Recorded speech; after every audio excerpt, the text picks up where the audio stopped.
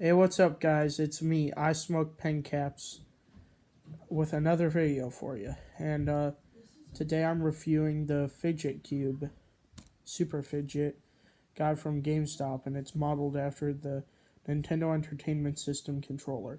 So I'll open this off camera, then get back to you.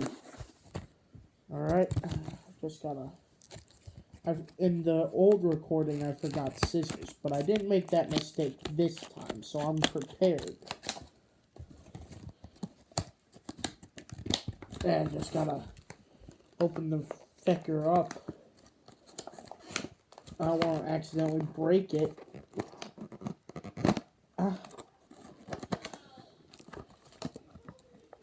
Oh shit. Almost got it. Alright. So here it is. It's got the D-pad, some switches,